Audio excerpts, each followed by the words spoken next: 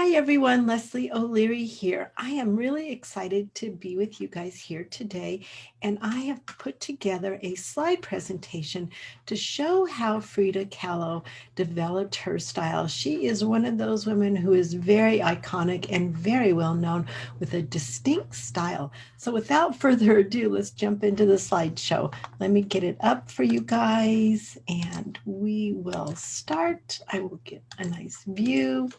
And here we go.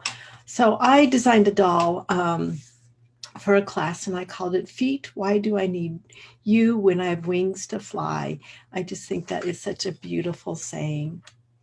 So we jump right into Frida as most of us know her, and you can see her here with her beloved braids wound up into her hair, and then of course the bougainvillea flowers in her hair, and the most famous part of her brows, and a little bit of a mustache showing there.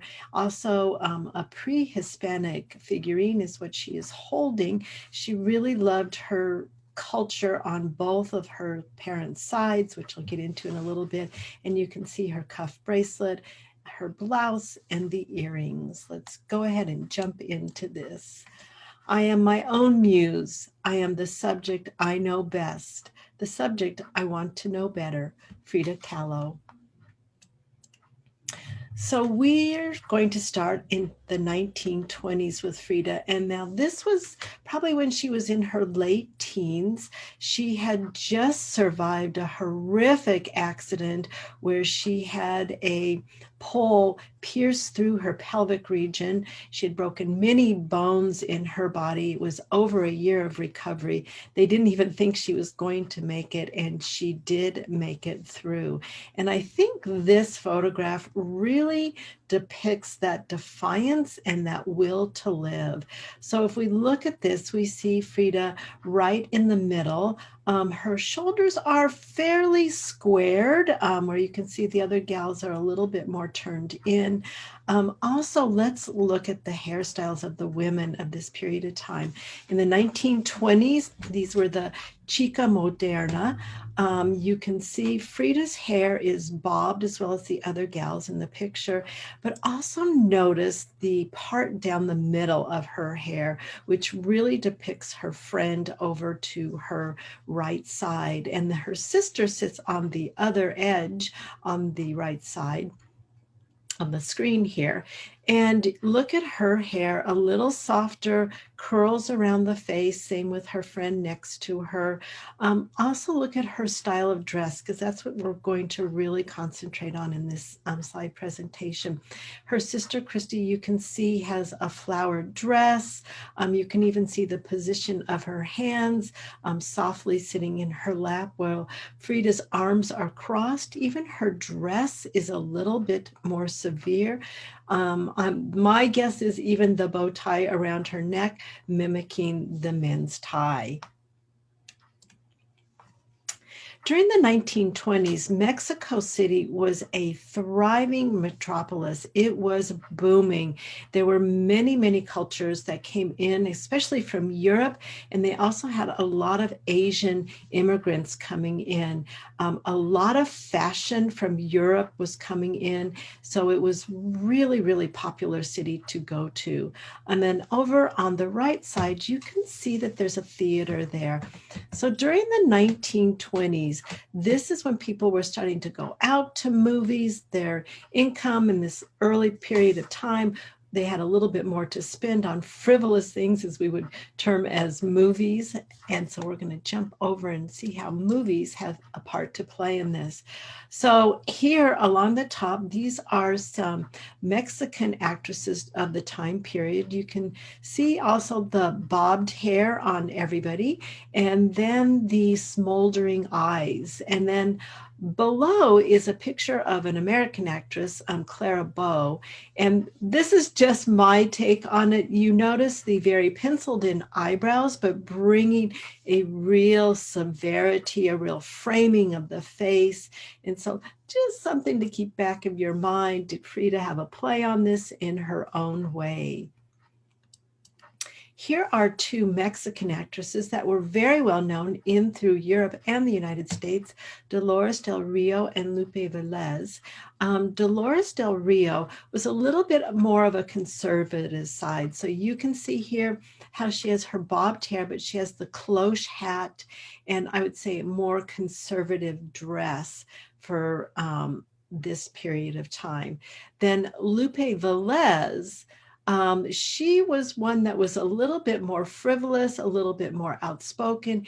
Here she is in a gypsy type of outfit. Notice the amount of jewelry she has on. Both women have the lipstick on and the smoldering eyes. This was also new. Makeup was really starting to come into play, and a lot of the people were starting, the non-movie people were starting to use makeup, not quite as much as the movie stars, but starting to use it. Here's Lupe Velez, and she's really considered one of the new women of the 1920s. And if we look at her, if we look at her position, her posing on the chair, you notice her chest is very open. She has the Asian feel of the kimono, which is not tied, so an opening of the chest. You can see her heels are kicked up onto the chair, and even how her arm is reclining across the chair, and then the ever-present cigarette. So this was very, very open and confident of this time period. These are in Mexico City. These are called the flaperistas. And again, here you notice the wave in their hair, the bobbed hair, the red lipstick. I love these gowns or these dresses above the knee or slightly at the knee, and also the heeled shoes, so showing the full leg below, which really was something very new to this whole time period. The orange dress, I am a big fan of that. I love the little birds that are embroidered on top of it, and that's still holding a femininity to it. You can see the birds that are present there, and in the other dress, an embroidery. Now we jump over to Frida during this period of time, and Frida and Tina Modotti, who was a famous photographer, were very, very good friends. And the photo over on the left shows the period in 1920s, where you can see Frida is wearing, again, the shorter dress, a little bit more of the keeping of the shoes, I would say a little bit more manly shoes for this period of time. So that is something to keep in mind also. And then Tina over in the left photo wearing something that's more of a Mexican style dress, but also notice both women's hair.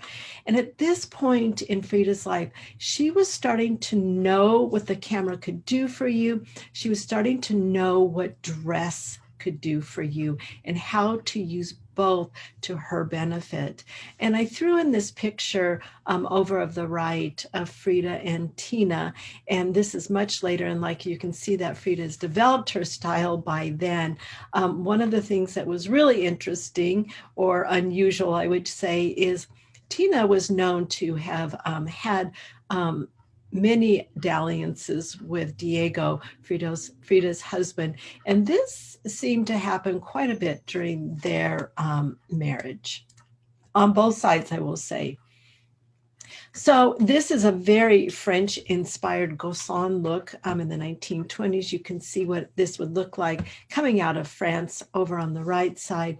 And then we can look at Frida here, and she is standing front and center in the middle and in men's garb, very much in keeping with the Garçon look. Look at her severe hair, mimicking the young man that is over in the picture too. And then here we have her sister that is, and her mother. And you can see where all the women in the photo have these very beautiful flapper style dresses on. The mother a little bit still more conservative. This was also known to, Frida had borrowed her father's suit for this image. You can also take a look at her shoulders in this. Notice how she's turned squarely towards the camera as the young man is in the photo too, where the women are set one shoulder back a little bit more demurely. The other thing I want you guys to notice in this picture is the severe stare of Frida. She is really, really working to capture your view, your attention in her image here. So we're going to jump back a little bit in history to the China Poblana, and this is in the late 1800s. So this is a combination of Asian descent and also of the Pueblo or the Poblana. So we have a little bit of mixture of an Asian culture and a Spanish culture here. So here are some images of this dress, very well known in the 1800s. And if we look at the image over on the left side, it is a standing image. And then look at the skirt there. It is very sequined. It actually has the Mexican bird on the front of it, a traditional Mexican top, and then you have the sombrero, and then you also have the rebozo, which is the shawl around it. And then you can look at the other two women, and you can see the woman in the center has still the lace underskirt, which is of a European descent, and then the beautiful skirt. I think these are really fabulous. And the sombrero hat, her braids, and then same again with the woman over on the right side. So here are some more images of this type of garment, the China Poblana. And you can see the rebozo, which is the shawl over on the left side with the Mexican bird, very well prominent on the chest. And here's a close-up of the sequined garment, which I think is really, really fabulous. So women during this period of time, they really loved this type of dress. And this was something that was almost an obsession with many of them. They would actually sell some of their household goods so they could buy a strand of pearls, they could buy a comb for their hair. So this was very, very much in vogue and what you want it to look like and show off to be. I used to have a skirt that was black with sequin on it, and I actually think I gave it away. But anyway, it was something that I loved and had great joy with also. So we're going to jump over to and kind of zero in on the rebozo shawl for just a bit. Now, this was during the Mexican Revolution, and this was in 1910. So remember, we just stepped out of the 1800s, and now we're in 1910, before the bobs of the 20s and the shorter skirts of the 20s. And if you look over at the woman on the left, and I would say that this woman was probably, I'm going to say for better lack of term, a peasant or a farmer gal, and the rebozo was used as a utilitarian piece, as you can see, holding her child. This could also help take food, take her belongings, anything that she needed to transport. During the 1910s, the Mexican government and the Mexican people decided to bring Mexican heritage back. They had stepped away from it for a little bit. So they were bringing back this form of dress. So the skirts and the peasant blouses, the sombreros, and at this time, because it was the revolution, they have their ammo around their shoulders and their pistols. The rebozo was also used to carry ammo and their pistols. Kind of a tough looking group there, wouldn't you say? Now, we're going to kind of jump closer into the rebozo, and this is a woman this is a typical how you would wear your rebozo around your collar line. And if we look over to the right, we can see one close up, and this is considered an ikat weaving. And so what that means, it means that all the threads were dyed before it was woven together. So It wasn't printed on. This is the actual weaving of it. So it was a very, very luxurious item and something that was very, very everybody wanted to have. Many of Frida's rebozos were of the ikat print. You can also see it can be also color on color. So, but just in the weaving, you can see a design. We'll see a little bit of that later. And Frida herself was known as a mestiza, and what that means, and that's in the Latin American areas. And so she was a woman of mixed race. So her father was German and her mother was Mexican. And so these people, especially if you had indigenous or Spanish descent, this is what you were considered. And if we look at this painting that she did here, you can see both sides, the German and the Mexican sides depicted here. Frida on the right, on the left side, you can see has more of a European blouse with the lace and the ruffled sleeves, and where Frida on the right side has more of the traditional blouse and skirt. She was always trying to find a balance between the two, and you can see that her heart is tied in both of them. So let's talk a little bit about the European style that so influenced her, and this would be again on her father's side, of the German side. I just want to also kind of jump over to this photograph, and you can see the little dog there. Frida was a big animal lover. She had monkeys, she had dogs, she had parrots, she had all kinds of animals on her property that she just so loved. And here is a depiction of Frida over on the right side, and then you can see one of the garments that was in display in one of the museums. This again shows the European cut of the blouse with the high collar, the ruffled around the shoulder area, and you can see how she's wearing it, and then she's mixing it up with her beloved flowers in her hair. And of course, the ever-present rebozo around the arms on the picture on the left.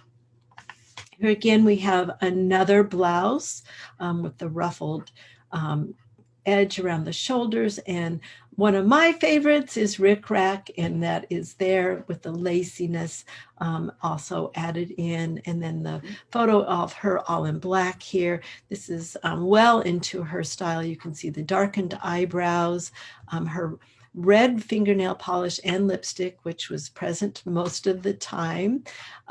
Frida was a woman that was, I'm going to say, a oxymoron in her life. She really lived a black and white life in a sense, and that was she was a full-on cussing, tequila drinking woman of her time. She was very complex in her nature. She was, she would smoke cigarettes, drink tequila. She was also wearing Shalimar perfume, and then also with her red lipstick.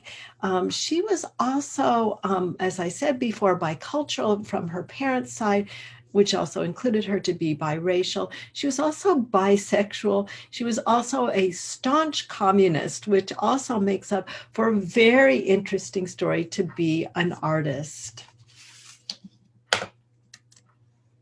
Now we go over to her mother's side, which is the Tehuana style, and we'll jump in here. And over here, if we look at this image on the left, you can see one of her rebozo, and you can see that ikat weaving in there, so it shines a little bit different, so you can see a design.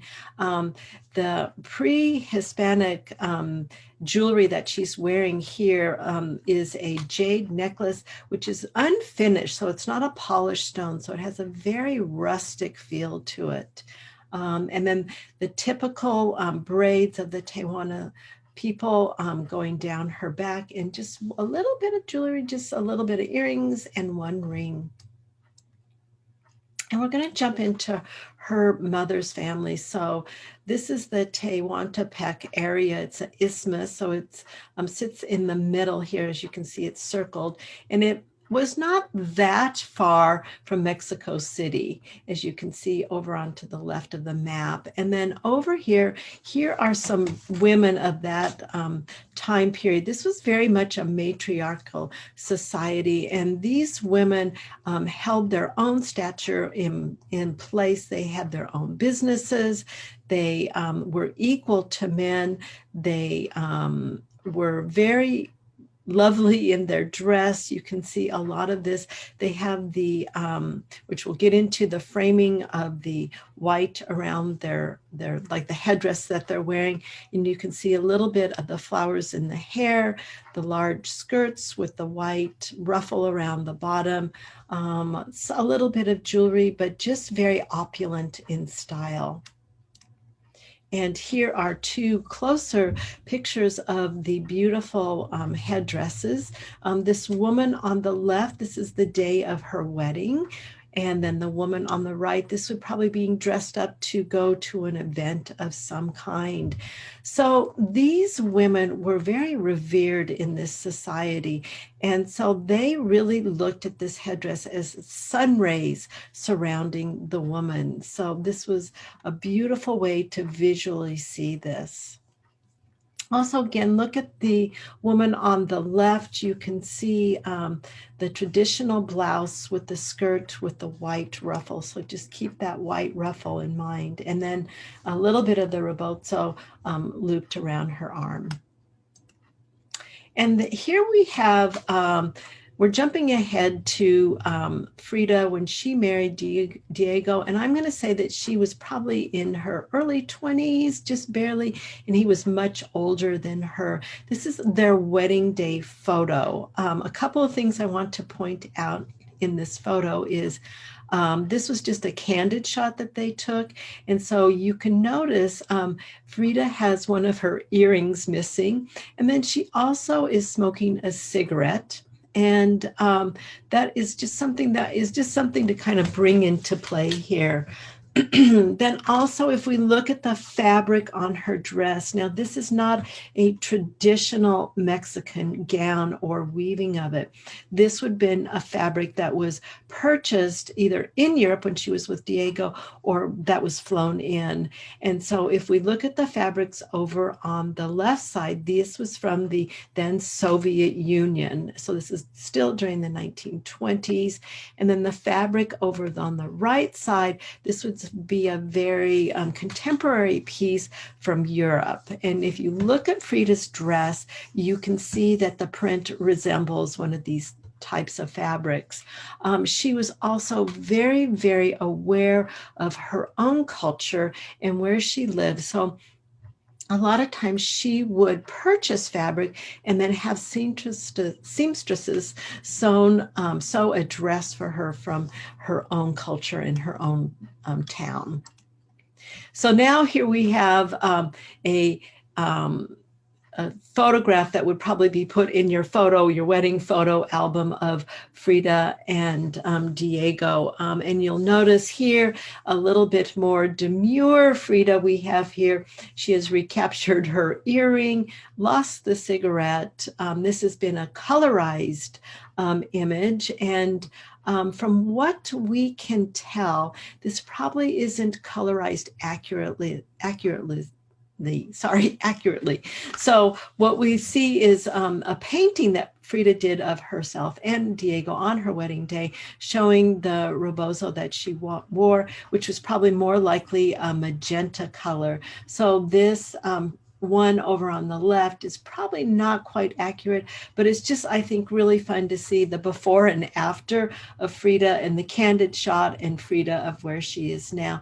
And also look at her positioning of her head, her positioning even of her eyes with a little bit of a side glance. And even this little tilt of the head is even in the painting. Here, I put these two in because I thought these images were really, really wonderful. We have Lupe here as the image that you saw before, and then I found this image of Frida too. somewhat mimicking, but in her own sense, her own self, with the open kimono gown showing her confidence in herself as a woman.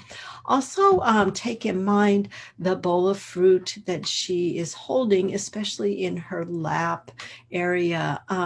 Frida had children were very important to her. She was never able to have children of her own. This fruit shows the able to reproduce, the productive quality of seeds. And so this was something that she carried, a weight that she carried her entire life. And so let's bring this all together for Frida. So we look at the China Poblana, we look at her, both of her heritages of both of her Tewana mother and her German father. And so we can see the flowers in her hair, her braids upswept, her beloved rebozo, the garment of the blouse underneath, holding an European, probably the German aspect, and then her skirt and a little bit of rings and jewelry here. Here's two images. This was done when she was young in her life, and this was done when she was first married to Diego, and this was for the Mexican Vogue.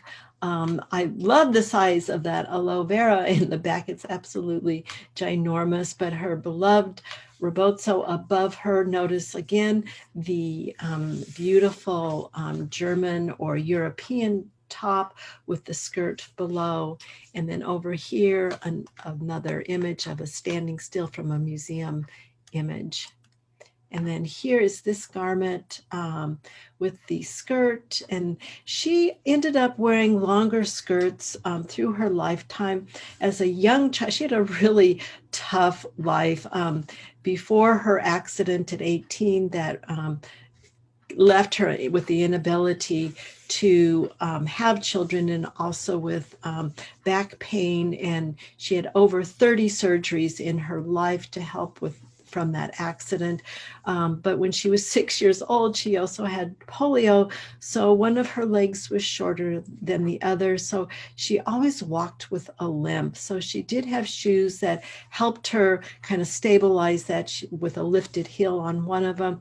But she wore the long skirts mostly to hide her limp and to hide that the leg was a little bit smaller than the other one from the polio. She also, as she grew in age and her pain grew worse, she would start to wear more and more jewelry and more flowers in her hair, more rings, more on her fingers, to kind of bring your attention more to the outer side of her than what the pain that she was feeling inside. Here's another one. If you can kind of see that image behind, that is a painting of her father. She dearly, dearly loved her father. They had a very, very close relationship. Her mother and her did not have as close a relationship. And it is said that when Frida was in the hospital for a year, recuperating from the accident that she had when she was a teenager, her mother never even went to visit her, but her father was there daily. And even that's when she turned to painting. And that's a whole other slideshow presentation that we could get into. The one thing that I want you to find really interesting is this beautiful top here. And you can see a little bit of speckled paint of the green paint on top of it. So she really wore and really used and really lived in her clothing. Here is a beautiful image of again, a woven jacket with a traditional longer style top underneath, and then the long skirt. And you can see over on the left, again, she has her hair starting to wear a little bit more jewelry. And this is the doll that I created. It was one of the hardest pieces that I created because Frida is so well known, but this is one that I did of Frida, and I did the butterfly on her head. She loved butterflies. It also showed that she had new life, a new way to go. And so what I did for her corset, I gave my students a picture of the corset corset so that they were able to transfer that onto their own corset for their own Frida. And so thank you guys so much for watching this. Here's my information, LeslieO'LearyArt@gmail. If you have any questions or comments about this, I just want to give credit to the sources, the Royal History, Clifton Adams Natural Geographic, Flickr Creative Commons, Museum of Fine Arts, Boston, Wikimedia, Vintage Mexican Postcards, that is unknown, and those were from the China Poblanas, Rhode Island School of Arts, Lord's Alameda photo, that was of the older woman wearing the rebozo, and to Nicholas Murray photography. He is the one that was most known to photographed Frida. So you guys, thank you so much for dropping in and for sharing this experience. I have so much more information on Frida. I find her a fascinating person. I study more of her lifestyle and more of her clothing and that type of thing. I find her everything. She very is much an iconic person. And so I really hope you enjoyed this, and let me know if you have any questions. Thanks so much. Bye-bye.